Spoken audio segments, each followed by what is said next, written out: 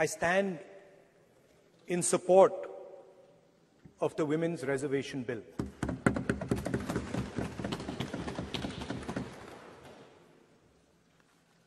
Yesterday, I was listening to the discussion, and the issue of the Sengol came up.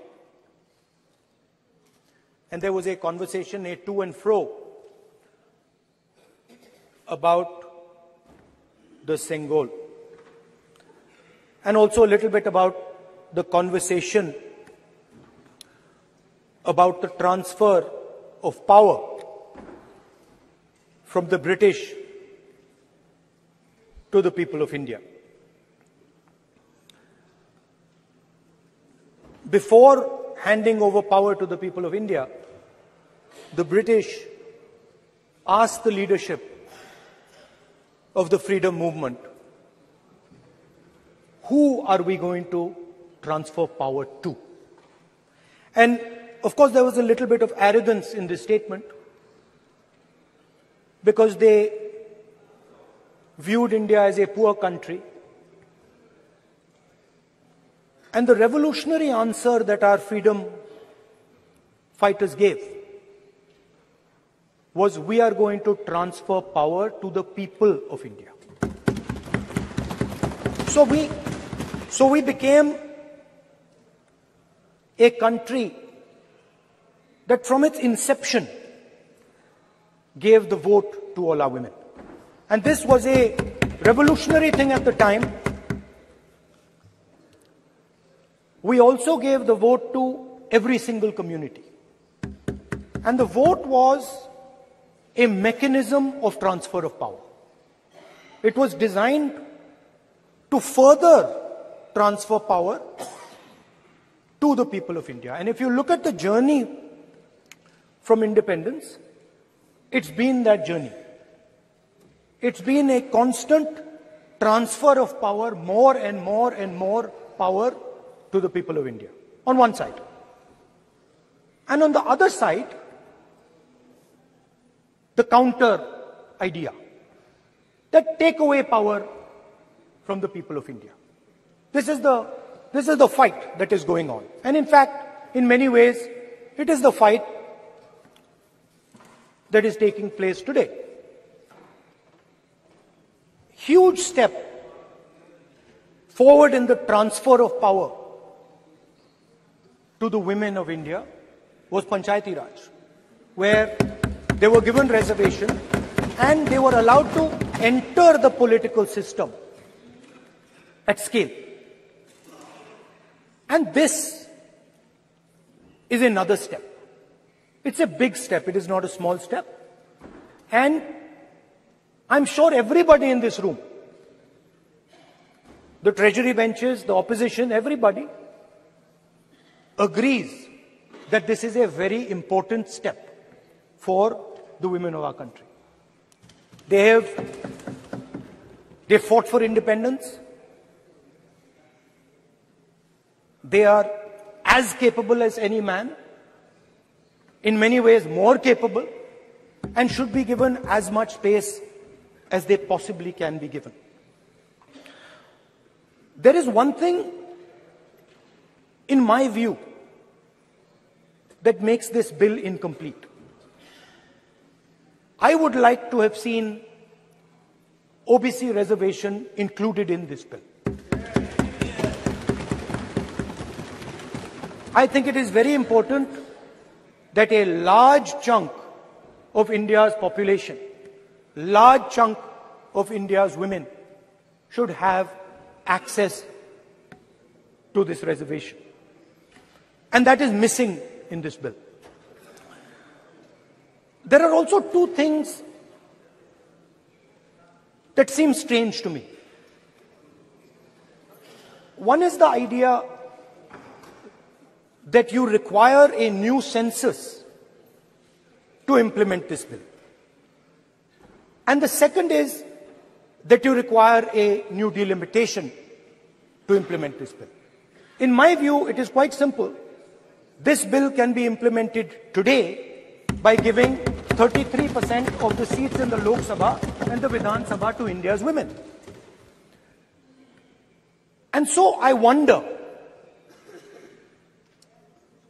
if this is not designed to push the ball forward.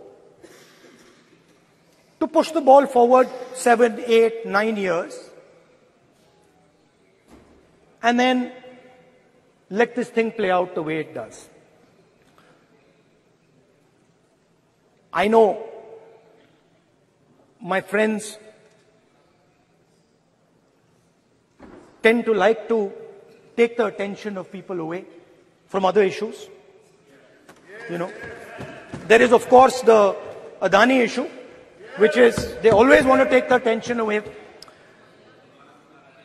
But there is another, I would like to say that. One of the things that, this is quite a nice building. Nice peacocks. Nice peacock feathers on the ground. Nice peacock feathers in the chair. It's a nice, tasteful building.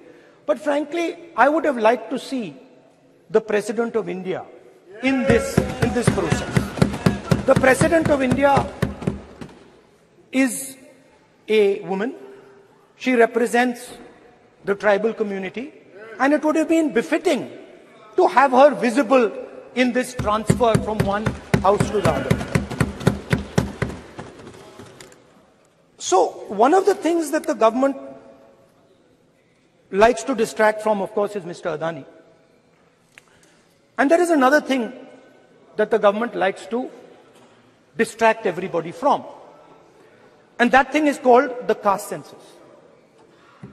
For some reason, and I don't quite understand what this reason is,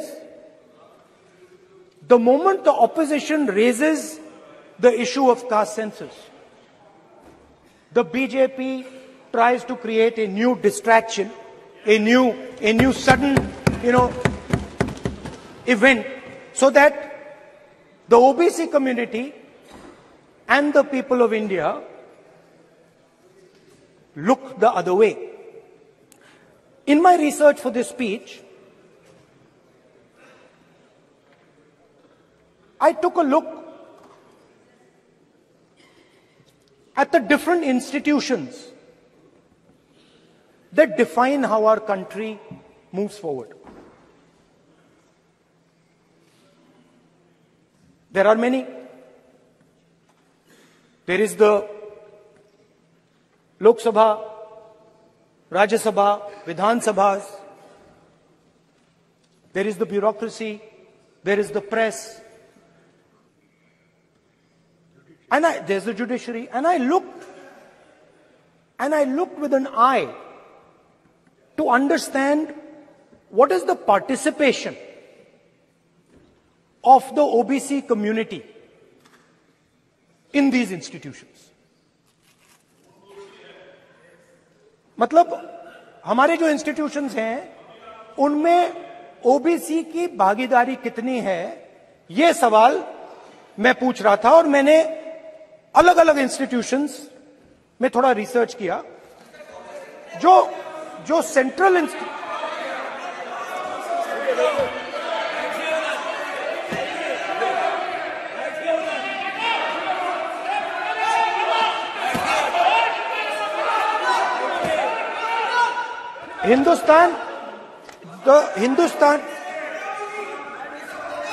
the central, don't worry, don't be scared, we are discussing, डरो मत, हम caste census की बात कर रहे हैं, डरो मत.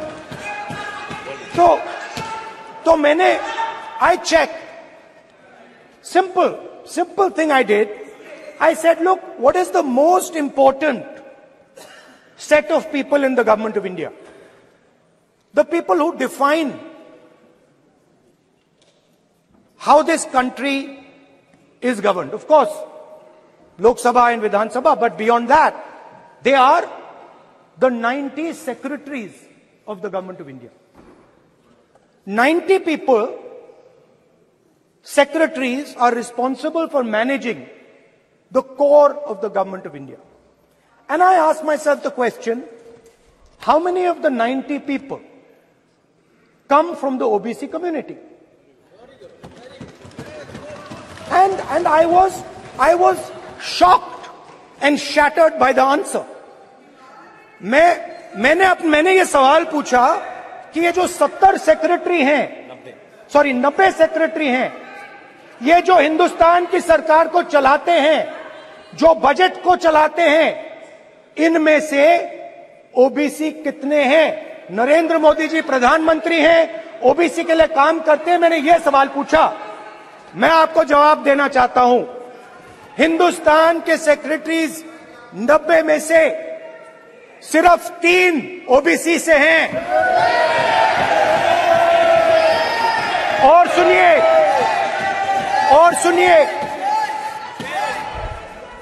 सुनिए, नहीं घबराइए मत, डरो मत,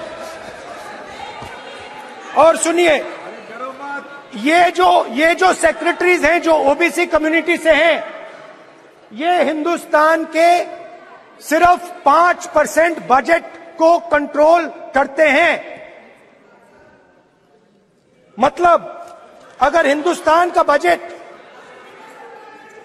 44 लाख करोड़ का है, तो ये 2.47 लाख करोड़ मतलब 5% कंट्रोल करते हैं। और सुनिए, मैं कर रहा हूं, मैं वहीं आ रहा हूं।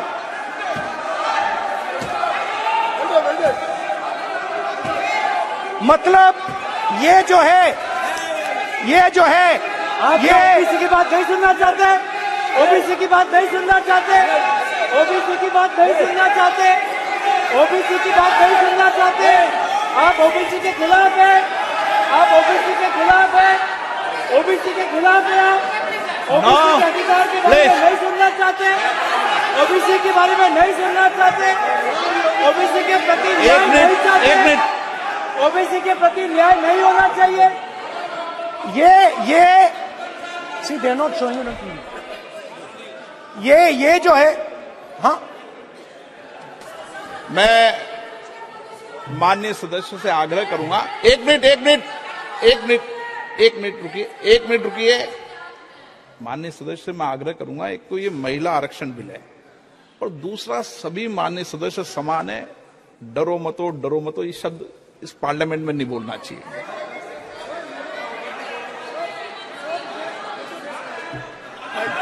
सर, ये जो डिस्कशन है, sir, speaker sir, this discussion,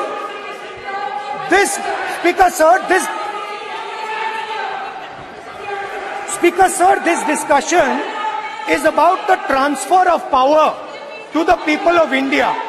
The women being one group of the people of India and the OBC community being another group of the people of India.